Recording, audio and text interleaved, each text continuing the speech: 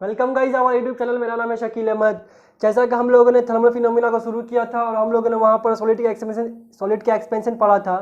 तो सॉलिड का 3 एक्सपेंशन होता है, लीनियर, सरफेस और वॉल्यूम। पहला का 2 वीडियो में हम लोगों ने लीनियर एक्सपेंशन और सरफेस एक्सपेंशन को पूरा पढ़ लिया था। अगर आप लोगों ने पहला वो वीडियो नहीं देखा है तो पहले वो दोनों वीडियो देख लीजिए, फिर आकर इस तीसरा वीडियो को देखिए। तो एक बार फिर से आप लोग को बता दूं, लीनियर एक्सपेंशन क्या होता है। किसी भी सॉलिड बॉडी में हम लोग हीट प्रोवाइड करते हैं, अगर उसका लंबाई फैलता है तो कहते हैं लीनियर एक्सपेंशन। किसी भी सॉलिड बॉडी में हम लोग हीट प्रोवाइड करते हैं, उसका सरफेस एरिया इंक्रीज करता है तो कहते हैं सरफेस एक्सपेंशन।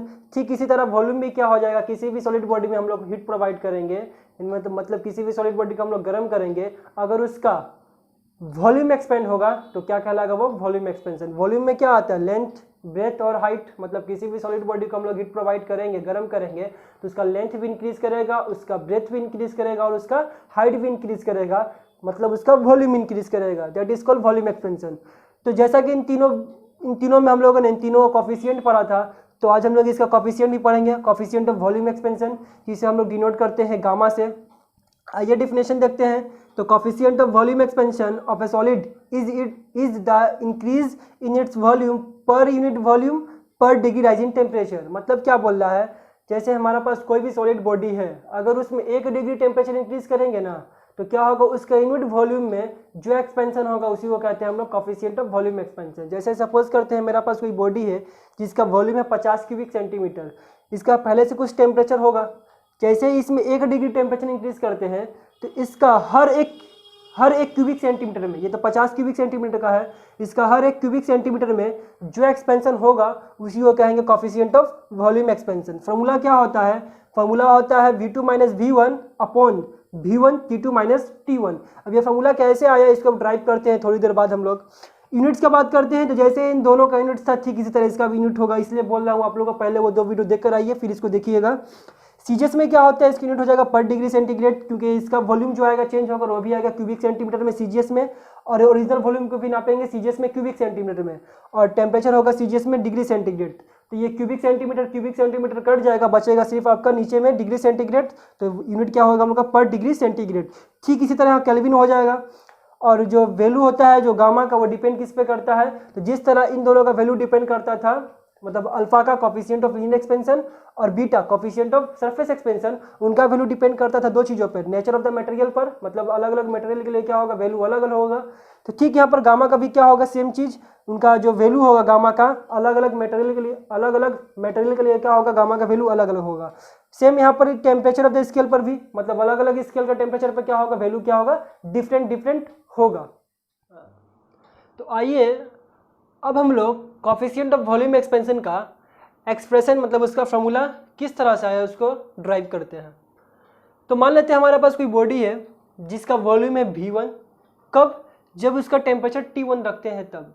जैसे ही इसका टेम्परेचर हम लोग इंक्रीज करते हैं, T1 से कितना करते हैं, T2, तो क्या देखते हैं इसका वॉल्यूम भी क्या होता है, इंक्रीज होता है, एक्सपेंड होता है, और V1 से कितना हो जाता है, V2। तो यहाँ पर इसका इनिशियल वॉल्यूम हो जाएगा V1 और इनिशियल टेम्परेचर हो जाएगा T1, और फाइनल वॉल्यूम हो जाएगा V2 और फाइनल टेम्परेचर क्या हो जाएगा हम लोग का, T2। अब यहाँ पर वॉल्यूम एक्सपेंड कितना हुआ है, तो जैसा कि पिछला वीडियो में बताया था आपको, मान लीजिए यहाँ पर अगर वॉल्यूम अगर 50 क्यूबिक सेंटीमीटर था और इसको ये हो गया मान लेते हैं हम लोग का 55 क्यूबिक सेंटीमीटर, तो यहाँ वॉल्यूम कितना एक्सपेंड हुआ है, 5 क्यूबिक सेंटीमीटर। कैसे हम लोग निकाले हैं, 55 में से 50 घटा कर निकाले हैं। ठीक है, यहाँ पर इसी तरह से पहले हम लोग का वॉल्यूम था V1, अब हो गया V2, तो कितना वॉल्यूम इंक्रीज हुआ हम लोग का, V2 माइनस V1। ठीक इसी तरह टेम्परेचर, पहले टेम्परेचर T1 था और अब टेम्परेचर T2 हो गया है, तो टेम्परेचर इंक्रीज कितना हुआ हम लोग का, T2 माइनस T1। अब देखिए, जैसा कि कोफिशिएंट ऑफ लीनियर एक्सपेंशन और सरफेस एक्सपेंशन बताए थे आपको कि जो उनका एक्सपेंशन होता है वो 2 चीज़ों पे डिपेंड करता है। ठीक है, यहाँ पर भी जो एक्सपेंशन होगा वॉल्यूम का 2 चीज़ों पे डिपेंड करेगा। पहला, जो वॉल्यूम एक्सपेंशन होगा, मतलब जो वॉल्यूम इंक्रीज करेगा वो क्या होगा, जो टेम्परेचर इंक्रीज करेगा उसका क्या होगा, डायरेक्टली प्रोपोर्शनल होगा। मतलब जितना ज़्यादा टेम्परेचर इंक्रीज करेंगे उतने ही ज़्यादा क्या होगा, वॉल्यूम भी इंक्रीज होगा। मतलब टेम्परेचर डिफरेंस जितना ज़्यादा होगा, वॉल्यूम का भी एक्सपेंशन क्या होगा, उतना ही ज़्यादा होगा। ठीक है, यहाँ पर इसी तरह एक और है कि जो हम लोग का वॉल्यूम एक्सपेंशन होता है वो डिपेंड करता है ओरिजिनल वॉल्यूम पे। जैसे पिछला 2 वीडियो में था, आपको बार बार बोल रहा हूँ, आप लोगों ने पहले वो 2 वीडियो नहीं देखा है तो पहले वो 2 वीडियो देख कर आइए फिर इसको समझिएगा। तो यहाँ पर भी क्या होता है, वॉल्यूम एक्सपेंशन किस पे डिपेंड करता है, ओरिजिनल वॉल्यूम पे। अगर ओरिजिनल वॉल्यूम ज़्यादा होगा किसी का तो उसमें एक्सपेंशन भी क्या होगा, उतना ही ज़्यादा होगा। अगर ओरिजिनल वॉल्यूम किसी चीज़ का कम होगा तो एक्सपेंशन भी क्या होगा, उसमें कम होगा। अब इन दो चीज़ों को, इन दोनों इक्वेशन को हम लोग ज्वाइन करके लिखते हैं तो ये दोनों आता है एक मरतबा, क्योंकि दोनों कॉमन है। और ये प्रोपोर्शनल के निशान लगा देते हैं इसी तरह से। और T2 - T1 और V1 दोनों आपस में क्या होता है, मल्टीप्लाई में उतरता है। अब यहाँ से ये प्रोपोर्शनल निशान हटाते हैं हम लोग यहाँ से, तो लगाते हैं बराबर, इक्वल लगाते हैं और साथ में लगाते हैं कांस्टेंट। तो यहाँ पर जो कांस्टेंट लगता है उसका नाम है गामा। हाँ, इसी गामा को कहते हैं coefficient of volume expansion of A solid. ठीक है, अब देखिए गामा लगा दिए, अब बाकी सब उसी तरह से उतार दिए और कुछ नहीं किए। और गामा को यहीं इसी तरफ एक तरफ रखकर बाकी सबको दूसरी तरफ बराबर कर देते हैं। तो क्या होता है, T2 - T1 जब इस तरफ आएगा तो V2 - V1 के नीचे चला आएगा, और V1 भी जब इस तरफ आएगा तो क्या होगा, V2 - V1 के नीचे ही आएगा। तो यहाँ से हम लोग का गामा का फॉर्मूला, मतलब कोफिशिएंट ऑफ वॉल्यूम एक्सपेंशन का फॉर्मूला क्या मिलता है, V2 - V1 upon V1 T2 - T1। अब हम लोग देखते हैं कोफिशिएंट ऑफ लीनियर एक्सपेंशन जिसे हम लोग अल्फा से डिनोट करते हैं, कोफिशिएंट ऑफ सरफेस एक्सपेंशन जिसे हम लोग बीटा से डिनोट करते हैं, कोफिशिएंट ऑफ वॉल्यूम एक्सपेंशन जिसे हम लोग गामा से डिनोट करते हैं। इन तीनों के बीच का रिलेशन क्या होता है, तो पहले आप लोग याद रखिएगा इस चीज़ को कि 2 अल्फा बराबर क्या होता है, 1 बीटा। ये रिलेशन कैसे आया, इसका प्रूफ हमारे सिलेबस में नहीं पढ़ना है। हाँ, इसको पढ़ना ही नहीं हमको सिलेबस में, बस आप लोग याद रखिएगा कि 2 अल्फा जो होता है 1 बीटा के बराबर होता है, और 3 अल्फा भी होता है। 3 अल्फा क्या होता है, वो 1 गामा के बराबर होता है। इन दोनों का जो प्रूफ है ये हमारा सिलेबस में नहीं है, हमें सिर्फ इन तीनों के दरमियान निकालना है। तो आप लोग इसे पहले से रट कर रखिएगा कि 2 अल्फा बराबर 1 बीटा, 3 अल्फा बराबर 1 गामा। अब यहाँ पर 2 अल्फा बराबर 1 बीटा है तो अल्फा को कहीं रखते हैं, दो को भेजेंगे उस तरफ, तो क्या हो जाएगा, 1 अल्फा बराबर क्या हो जाएगा, बीटा बाई 2, और यहाँ पर भी क्या हो जाएगा, अल्फा बराबर गामा बाई 3। अब इन दोनों इक्वेशन को कंपेयर करते हैं हम लोग, तो क्या मिलता है यहाँ पर हम लोग का कि अल्फा जो है क्या है, बराबर है बीटा बाई 2 के और गामा बाई 3 के। तो यहाँ पर रिलेशन क्या निकला इनका, alpha is equal to beta by 2 is equal to gamma by 3। जैसा कि हम लोग का ये आया, ठीक इसी तरह हम लोग का रेशियो भी हो सकता है। तो अल्फा बीटा गामा का जो रेशियो निकलेगा वो क्या आएगा, 1:2:3 हो जाएगा, 1:2:3 हो जाएगा। इसे हम लोग रेशियो भी लिख सकते हैं। एग्जाम में ये अक्सर पूछा जाता है हमेशा, रिलेशन क्या होते हैं अल्फा बीटा गामा के दरमियान। तो आप लोग याद रखिएगा, अल्फा बराबर बीटा बाई 2 बराबर गामा बाई 3, या alpha is to beta is to gamma is equal to 1:2:3। ठीक है, तो आज हम लोग का यह पूरा सॉलिड का एक्सपेंशन पूरा खत्म हो गया। अब हम लोग कुछ इसके मिसाल देखते हैं, एग्जांपल्स देखते हैं कि ये सॉलिड एक्सपेंशन का एग्जांपल्स कहाँ का हम लोग को नॉर्मल लाइफ में हम लोग को नजर आता है।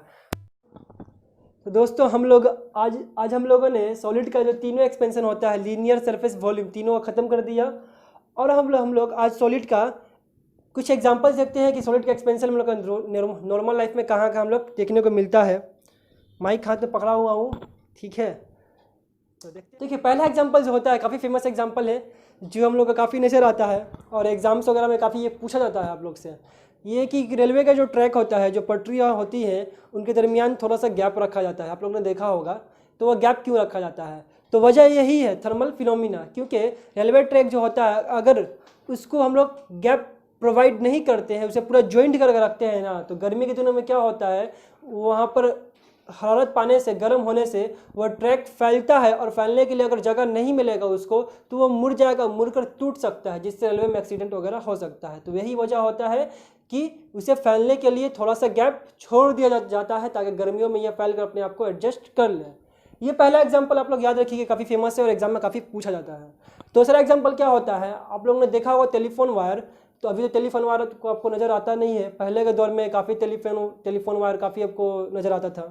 टेलीफोन वायर क्या होता है, गर्मियों के दिनों में नहीं, ठंड के दिनों में, हाँ ठंड के दिनों में क्या होता है, हम उसे काफ़ी टाइट करके बांधते हैं। क्यों बांधते हैं टाइट कर कर, ताकि गर्मी के दिन आएगा, गर्मी का मौसम आएगा, ये वायर जब एक्सपेंड होगा, गर्मी पाकर एक्सपेंड होगा, तो एक्सपेंड होने से क्या होगा, ये लूज़ होगा, फैलेगा अपने आप को, तो क्या होगा, लूज़ होगा। अगर इसे टाइट नहीं बांधते हम लोग तो क्या होगा, ये ढीला रहेगा पहले से एक, और एक्सपेंशन होने से और ढीला हो जाएगा, तो ये वायर क्या होगा, झूल सकता है और कुछ एक्सीडेंट्स वगैरह हो सकता है।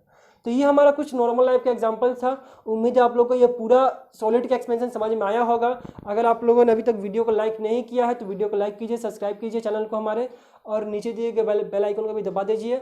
और अगर कुछ अच्छा लगे तो कमेंट भी कीजिए। चलिए, धन्यवाद।